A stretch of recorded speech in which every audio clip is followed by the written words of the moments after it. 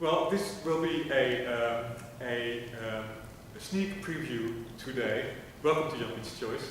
Thank you all for coming. A special word of thank you for coming to our guests all the way from, where are you from again? Indonesia or something? Very far away. Queensland. And this is a special choice. Well, every choice is special in some way or another. But this one is special because we're going to give you a sneak preview for our festival, which is coming up in November. And I'm not going to say now which composer that festival is dedicated to. Maybe you know it already, but if you don't know it, then I'm not going to tell you now, because otherwise I cannot play my usual guessing game. But Lena and I, we are the Armidale Piano Duo, and you can find us on the armidale.pianoduo.com or by searching maybe in Google for Armidale Piano Duo, I suppose, and there's various recordings of us available, which we know are being listened to and viewed all over the world, which makes us very proud.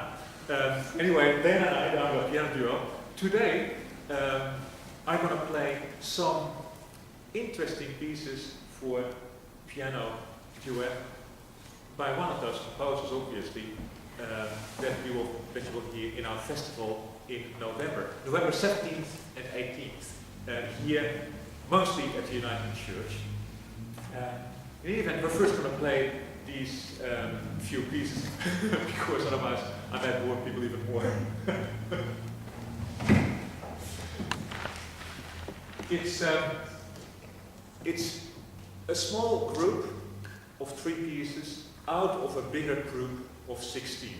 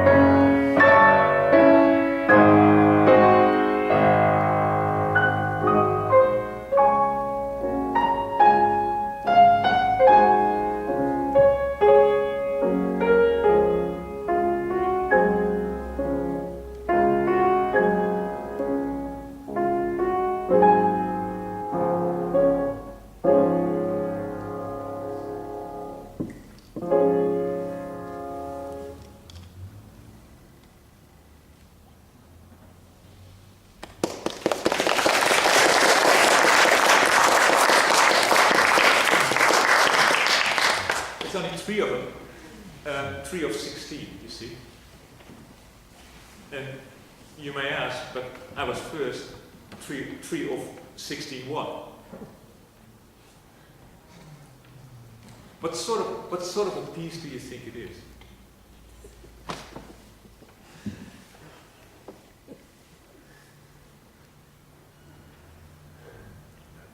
What sort of a piece do you think it is?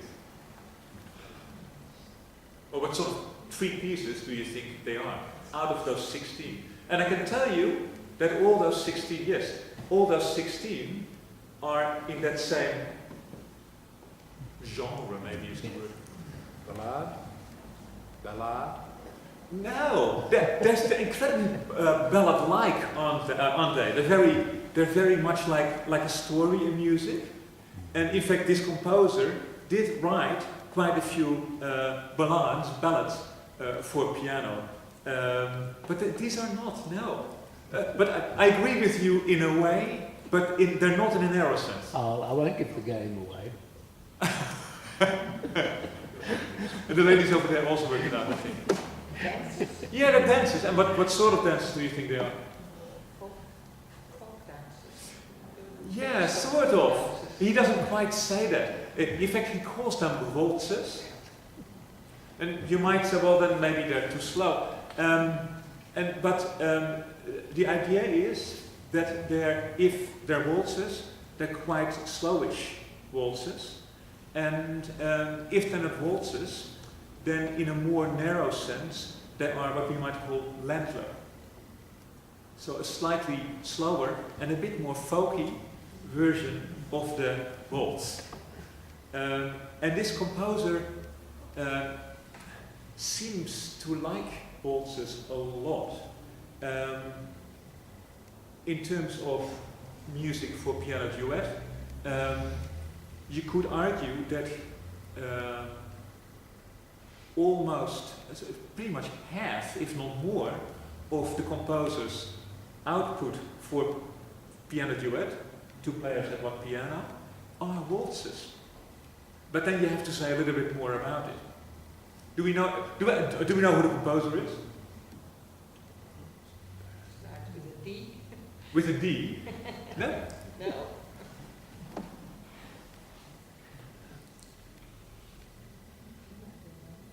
Nobody? In which case it might start with a B. It will start with a B, yes. And, it's not, and we know it's not Beethoven because we did Beethoven in June. Yeah. It's Brahms. And I personally think it's very, very typical Brahms. And Brahms seems to have had something with waltzes. Which is funny, because I don't know that he was much of a dancer. And not much of a ladies' man, I don't think either. Not much of a waltz ballroom guy. But he liked obviously very much waltzes. And I tell you one funny thing which we know about Brahms. Who is the great composer of waltzes at about the same time in the same city as Brahms, in Vienna? Strauss. Yeah, Johann Strauss the younger, Johann Strauss Jr. And what is the most famous waltz that Strauss ever wrote? Vienna Waltz. Wiener Waltz. The Blue Danube. The Blue Danube. On the schönen blauen Donau. And Brahms gave somebody a copy, I think. But the important thing is that there was a copy of that piece on which Brahms wrote, unfortunately not composed by Johannes Brahms. And you may think this is a joke. You know, surely a serious, big-time composer like Johannes Brahms would have liked to have composed the Blue Danube, ballroom sort of waltz piece. And yet, I don't think it is so much of a joke. I think there is at very least a level of very, very serious intent here, and Brahms would not have been the only very, serious musician in Vienna who greatly respected Johann Strauss's work and loved it. Before I came to Armidale, we lived in New York, and I did a lot of academic work in New York.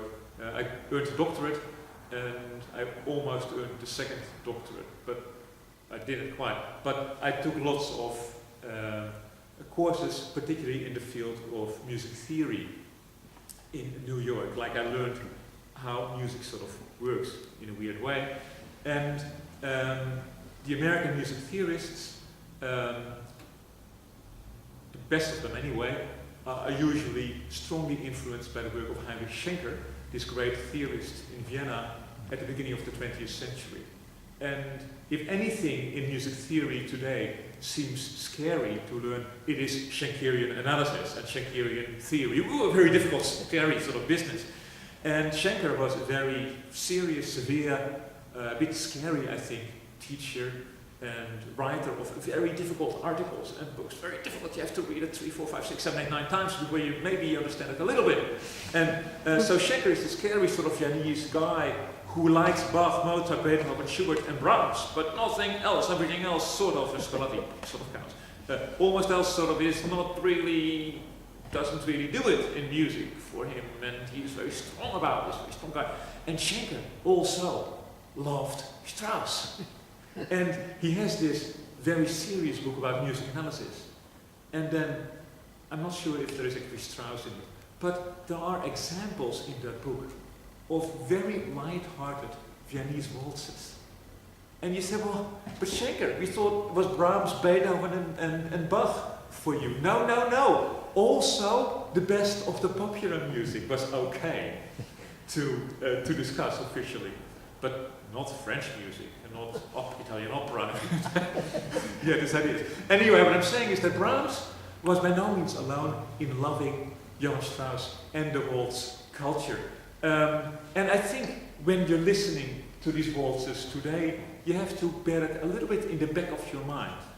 But only maybe in the back of your mind, because at the same time, it is very, very, very much Brahms. In what ways? In what ways is this music so Brahms? What makes this so Brahms? I'd say the autumnal colour. The autumnal colour, that's very, very good and very perceptive and very eloquently said.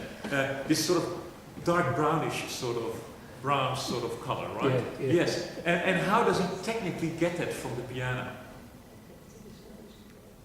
Which sort of notes does Brahms use a lot of the time?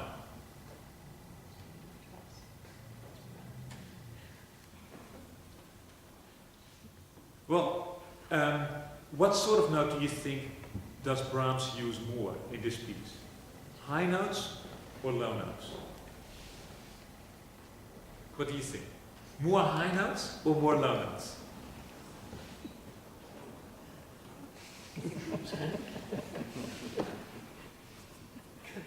We'll play the first one more time, and then you tell me if he more uses the low notes of the piano or the high notes of the piano. He uses both of them, but which ones are almost more important for the color of the piece, for the feel of the piece? You want to work that out? We'll play it one more time, and you tell me if it's more low or more high. Yes?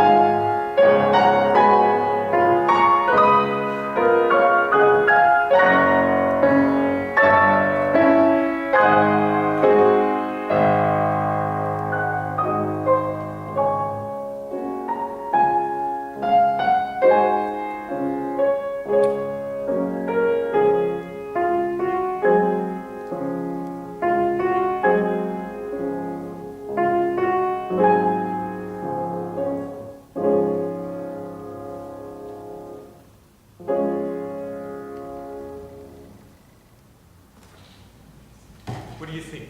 More the low notes or more the high notes? More high, because I'm playing them, right? Well, I don't know. What do other people think? You think it's more high or more low? Melody is loud. What's the balance? Melody is of course here, yes sir. And then it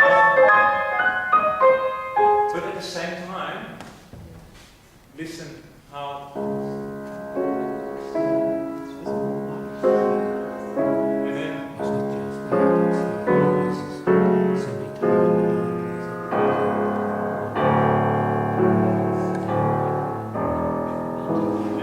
he goes even to.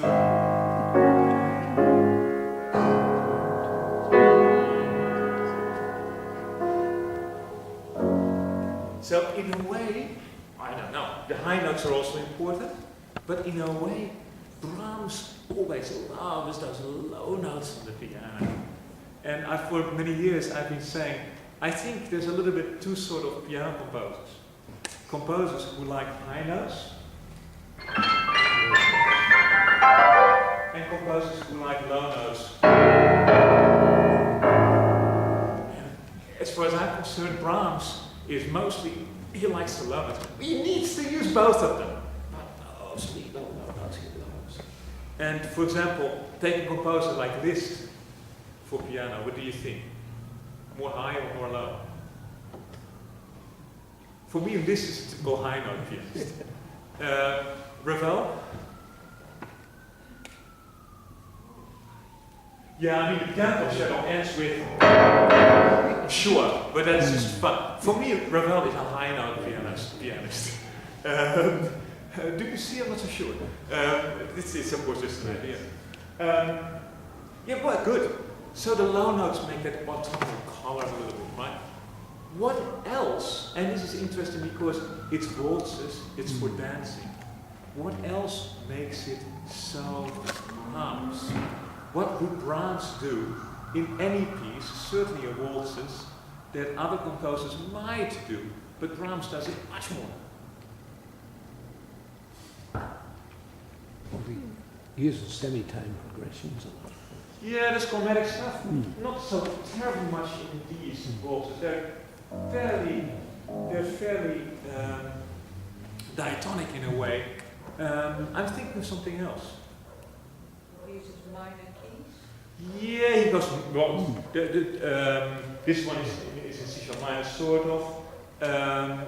He plays with major and minor, absolutely. But I'm looking at something else. What's Brahms' trademark? Come on. Well, he's talking about Well, you can listen to it. Worth trying.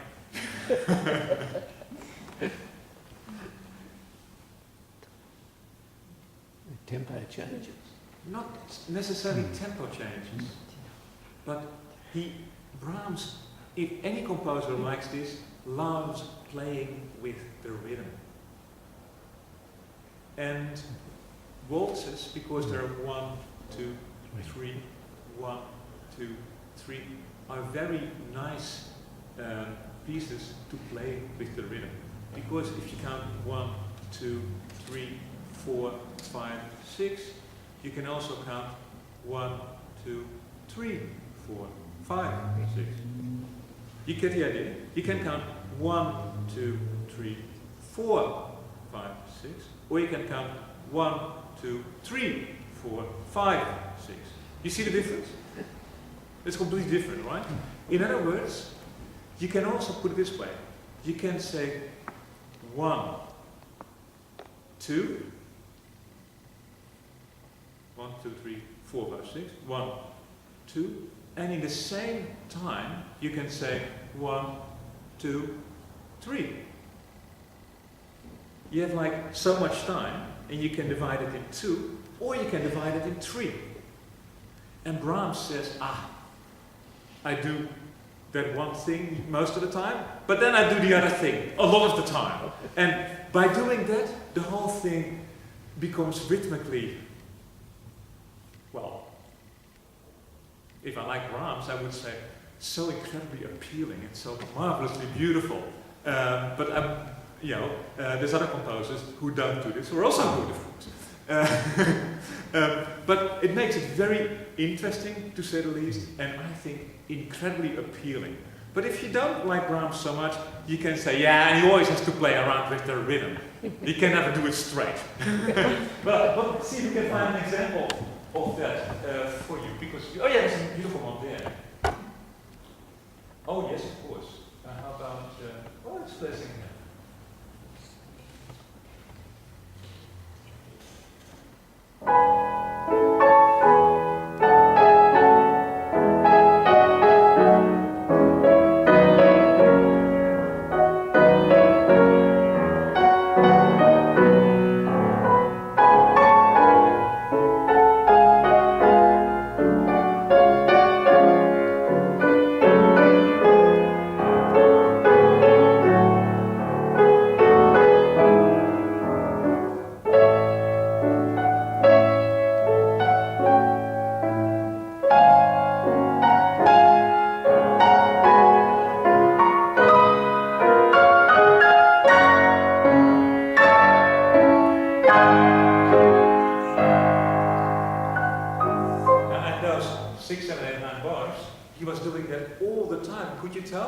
Instead of 1, 2, 3, 4, 5, 6, almost all the time he does 1, 2, 3, 4, 5, 6.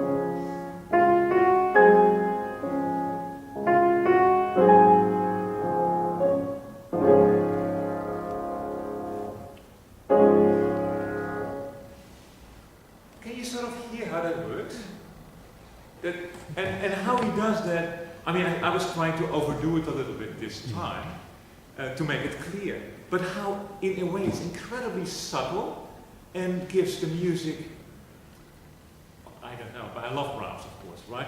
An enormous sort of depth, right? And I suppose if you like Brahms and if you like German music in general, you say, it's so deep and it goes so below the surface. And if you don't like that so much, if you're more into Debussy and Ravel, you say, yeah, but the Germans always have to get so difficult. It depends how you look at it. I love it. And if you like German music, Bach, Beethoven, Brahms, and the others, if you want, then who is the deepest of them all? I suppose it would have to be Brahms in his own way. Yeah, Bach gets complicated, but this looking into the deep, it's so Brahms, right? And I tell you something funny about Brahms, about this composer, because it's very unfair. Brahms, what does Brahms look like? If you see a picture of Brahms, what does he look like? This old guy, he looks like he's 115 years old, and has a beard from here to his toes almost. Like he looks like this really old and a little bit gloomy guy, right? A little bit depressed, well, a little bit, very depressed. And there he is, with a big beard, and do I really have to compose more music? I really don't want to. Do I have to go to a concert of my own music? Well, if I have to. You know, that is a little bit Brahms. He's an old guy, like he looks like 87, 89 years old or something. And in a way, I mean, that sort of picture, of course, is very, very common. You see it all the time. But in a way, it's very unfair. Because a lot of Brahms' music and some very, very famous pieces were composed when he was much younger. The other day we were playing Brahms' own piano duet version of the German Requiem, movements of which we will also play in November. That will be another sneak preview maybe later. And I was calculating, I said, oh my God, this is Brahms composed the German Requiem, which arguably is his most famous piece, maybe, before he was even 40 years old. And of course, 40 is not exactly old. Maybe for you it is, but not for me anymore. So, as a young guy, he wrote all this fantastic music. Sad music, melancholy music, depressive music, maybe, but he was quite young. And at 40, Brahms looked, believe it or not, very handsome. No beard, cleanly shaven, and very attractive. The irony, if you will, about Brahms is he could probably have had almost any attractive young woman in Vienna if he wanted to, but he sort of didn't want to. God knows why, alright? But, so, what I'm saying is this picture of this old guy with his long beard, right, is, I think, very deceptive when you think about Brahms, and quite unfair. And we have a few very good portraits, I think, including photographs, very early photographs, of Brahms as a very handsome, young-ish guy.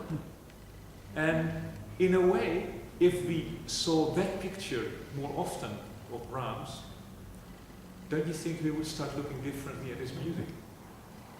Right? This music too, these waltzes, were composed when Brahms was not even 40. And besides the Johann Strauss thing, I'll tell you one other thing, how I know that Brahms loved waltzes, especially these waltzes. I think I got the order right. Brahms wrote them the way we play them now. Well, we can only hope, but he wrote them for piano duet. 2 pianists on 1 piano. And they were published and they were quite popular. So much so that Brahms' publisher, the guy who printed the music and got money for it, said, "Hey, Johnny," to Brahms, he wrote an email. He says, "Hey, Johnny, we need more such waltzes." "Yes, Brahms, but I'm busy writing my German Requiem, and I'm busy writing the horn trio, and I'm busy writing all this stuff, much of which you will hear in our festival in November, and I can't do it." "Well," says the publisher, "but how about if at very least you would sort out these piano duet pieces for 1 pianist on his own? Because what are you going to do if, you know, your piano duet partner is away in Russia or something, and there's nobody else to play with? What are you going to do?" Well, if you have an arrangement for piano alone, at least you can play the pieces somewhat.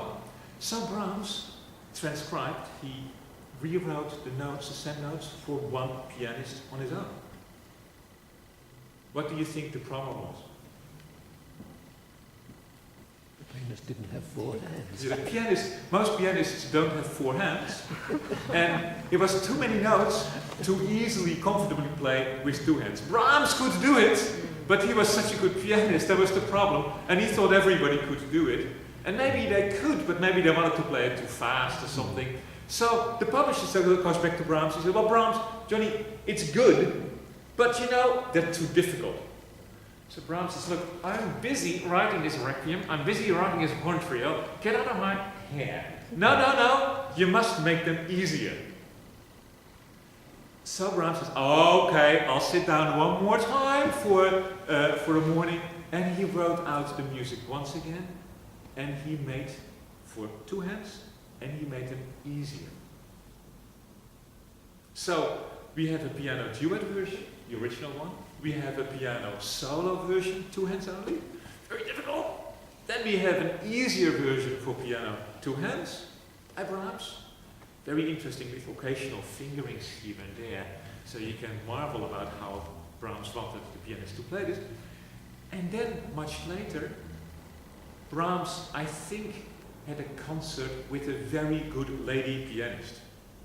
And he wanted to do something nice for this lady pianist with music, you see.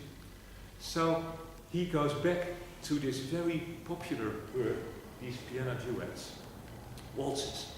And he says, well, oh, and there was a concert, I'm sorry, it was a concert with 2 pianos. So Brahms says, all right, One more time he's done waltzes, but not all of them, but he takes 5 of the best of them, and he now writes them down again for 2 pianos. And you think, well, if you have 2 pianists, like this, you could also do it on 2 pianos. But it's not that way. If you have 2 pianos instead of 1 piano, the 2 pianists would do very different things. And in this case, the first piano part is a little bit more interesting than the second. I think Brahms obviously let his pianist friend play the first piano part, and he was sort of doing the oompa thing on the second piano, and she got a few extra notes. So I think this is maybe a little bit unique in Brahms's oeuvre, and maybe in music history, of that one set of 16 waltzes. There are 3 versions and a half. Piano duet, 2 hands, simplified 2 hands, 2 pianos. And now what's so nice, in our Brahms Dvorak festival in November, a whole new world, our Brahms Dvorak festival, we'll be playing all 5 of those for 2 pianos, and we'll be playing, I hope, all the others, either for piano duet or for piano solo. So if you want to come and hear it, then I'm sure you can stay around.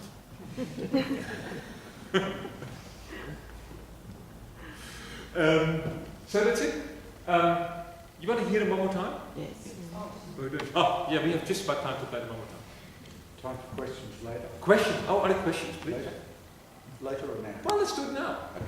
I've got 3 questions. When Brahms was playing the piano duet, did he choose to play the bass notes or the high notes? I think he would normally have played lower, but that's just my guess. Okay. If he played with on one piano, you mean? I think he would probably normally have done that because there is a certain element of politeness, maybe, that says, well, the first player is sort of this sort of star a little bit. And so I feel a bit rude for not letting Lena play first. But we, in fact, we change all the time, and when we play at home, even within one piece, we turn around all the time to get to know as much as possible both sides of the game. And I think, in fact, that makes our work together as a piano duo a bit unusual and a bit special, and especially a lot of fun, because it's very different whether you play on this side of the piano or that one. Second question. Does the human ear hear, physiologically, does the human ear hear the higher notes and the melodies clearer or more distinctly than the bass? Because I was hearing the higher notes very dominantly, and yet you were saying Brahms was full into the lower. Well, I mean, that didn't come through to me at all. the problem with answering this question is that I'm not quite sure what it sounds like from over there, because when I play, because I cannot be where my wife is sitting and where I'm sitting at the same time. That's the problem. And we're not quite sure to what extent we can trust the recordings that we have from playing here. It's possible that playing at the piano is a bit deceptive in that maybe the bass should be more prominent, and for us it would sound too loud. That's possible. But to answer your question for real, no, I don't think it's anything to do with the human ear as such. But almost exclusively we have been trained, we are educated to listen to the high notes. Because that has become the way music is trained. This is not by any means automatic, and if you go back to, say, the 16th century, I'm quite convinced that people did not have that problem. And how do I know that? Well, because music doesn't go that way. In fact, in the 16th century, it's much more normal, it looks like, to listen to, say, the tenor or the alto in a piece of music. Much more common. And the third question. How old was Brahms when he had his photographs taken that you were Yes, I think around that time, around when he was 40 or something. Or when was he born? Yeah, 1833, Right, okay. Yeah. May 7th.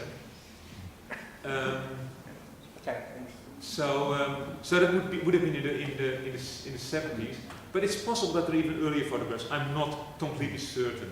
When did photography start? Oh, Talbot started photography at about that time. Around 1870. Yeah. Yeah. Okay, so it was early photographs, and I suppose you can maybe tell more about it. Must have been very complicated at the time. No? Very cool. Yeah, like a photograph was a big deal, right? You had to Yeah. sit still for a minute or more. Yeah. I mean, even when I was like little, or not quite, but even smaller than you are, once we went to a photographer in the old days, you went to a real photographer, right? For a family picture, like the 3 kids together, right? And that was a huge deal. You had to sit still for, I don't know, in my memory, like for at least 4 hours. and my youngest brother was very, very little. And the wife of the photographer was very busy keeping my little brother quiet somehow and making him smile somehow with lots of toys. It was an enormous, I remember it as an enormous thing. So, and that's, well, that's not even that long ago. We'll play them one more time. These are 3 from the waltzes for piano duet, then piano solo, piano simplified, and for 2 pianos, opus 39 by Johannes Brahms. And so we're talking about, this music was written something like 150 years ago. It's 2 times your grandmother.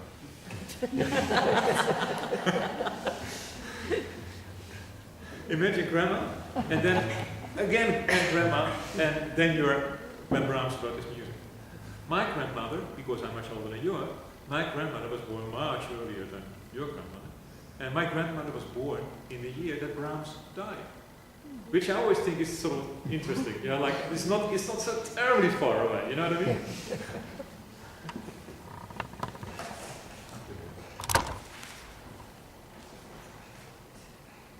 Yeah.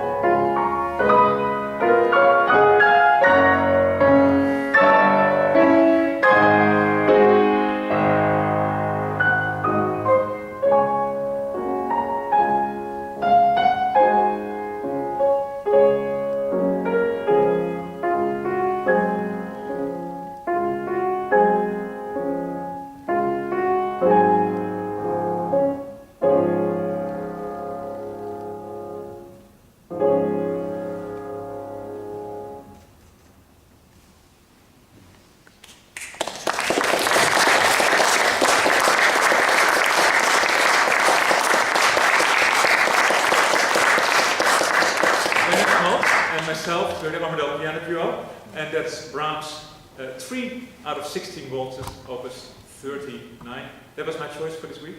Next week there will be another choice with, I hope, another sneak preview for our Brahms Dvorak festival. Thank you.